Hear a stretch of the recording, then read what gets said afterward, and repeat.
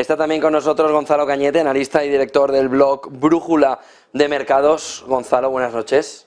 Hola, José Antonio, ¿qué tal? Buenas noches. ¿Qué te ha parecido Powell, la reacción de Janet Yellen también y qué tiene que hacer el inversor o qué puede hacer el inversor en este contexto? Bueno, pues prepararse para tomar posiciones defensivas, en mi opinión. No confiar en absoluto en el panorama que vayan dando. En las próximas horas se verá el resultado que va generando en el mercado y cómo se va estableciendo un poco la tendencia con respecto a esto. Hemos visto lo que cabía esperar sería más bien repuntes del dólar, enfriamiento del oro. Sin embargo, hemos visto que ha añadido mucha volatilidad tanto al dólar como al oro. Creo que incluso el hecho de que Yellen apareciese para dar también otra serie de declaraciones casi cruzadas con las palabras que tenía Jerome Powell, que parecían palabras de mucha confianza, de quitarle peso, un poco en la línea también de las que había tenido el Banco Central Europeo. Básicamente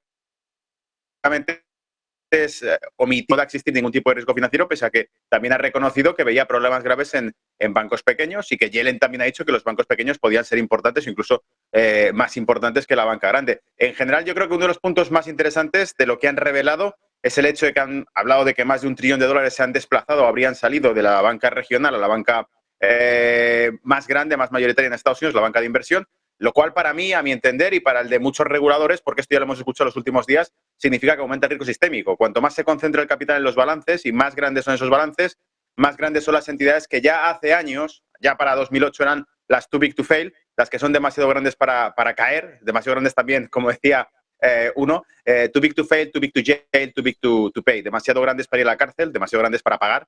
Esas son las entidades que están llevando el rédito de toda esta crisis bancaria que se ha producido durante los últimos días. Y de nuevo, insisto, creo que la estrategia es omitir que exista ningún problema, como ya lo han dicho. Han hablado de que la liquidez se puede tapar, no es un problema, como ya lo dijo también, insisto, en este caso Christine Lagarde en Europa, que la liquidez no era un problema porque ellos pueden generar liquidez con la máquina del Monopoly. Y por lo tanto, yo estoy en la línea de lo que decías tú, José Antonio, esta mañana, de que probablemente todo esto en algún momento va a derivar en un debate muy fundamental, muy importante, es la seguridad y la conveniencia de un dinero digitalizado, traceable y que pueda ser controlado por teclas desde el Banco Central, en este caso la Reserva Federal, y el Banco Central Europeo. Y ese proyecto ya está ahí, o sea que sabemos que probablemente todo esto conduce hacia un punto común, que es proponer un control monetario digitalizado. ¿Hasta qué punto, qué cercanía ves a todo eso que estábamos comentando ya desde esta mañana, esas CBDCs que pueden hacer que, por ejemplo, la comparecencia de hoy tenga una importancia menor, ¿no? Se marcará el tipo, el dinero está cubierto y a partir de ahí a jugar, a funcionar con la maquinita para arriba, la maquinita para abajo o con la fecha de caducidad del dinero, ¿no? Sí, efectivamente, porque controlan, digamos que el proyecto de CBDC tiene unas ventajas brutales a nivel gubernamental porque unificaría la política monetaria y la política fiscal en una sola herramienta. Por lo tanto, es una ventaja demasiado jugosa y suculenta para que los grandes burócratas la dejen llevar o la dejen pasar. En este caso, insisto, que puedan controlar la política fiscal y la política monetaria en una sola tecla, que puedan gravar impuestos sin que podamos incluso intervenirlos, que puedan directamente expropiar patrimonio de cualquiera básicamente con una orden monetaria en un teclado, ¿no? Que es básicamente lo que buscan. Y por lo tanto, estas herramientas de control digitalizado del dinero son el plan B que se tiene para probablemente un plan B forzado y a marchas forzadas para evitar que exista ningún tipo de alternativa al sistema monetario global independiente de esto. Porque una vez que echen el cierre a ese mercado digital, como dijo un republicano en Estados Unidos, son campos de concentración digitales. Una vez que ese cierre se eche, es prácticamente imposible salir de ese control fiscal y de ese control monetario, no hay que olvidarlo, y por tanto cualquier alternativa al sistema monetario que quieran plantear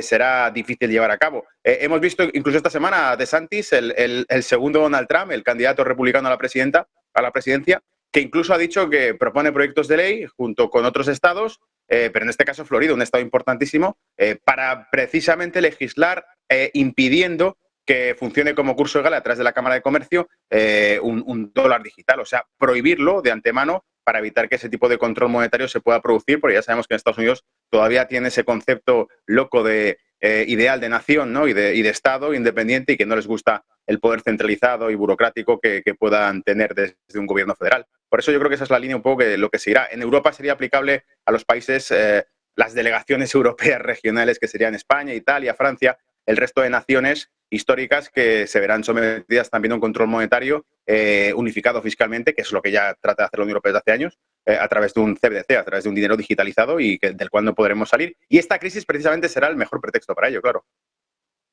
Muchísimas gracias, Gonzalo Cañete, analista y director del blog Brújula de Mercados. Buena noche, buen negocio. Gracias, Teo. Un placer. Del Valle, había un gráfico que teníamos puesto o que teníamos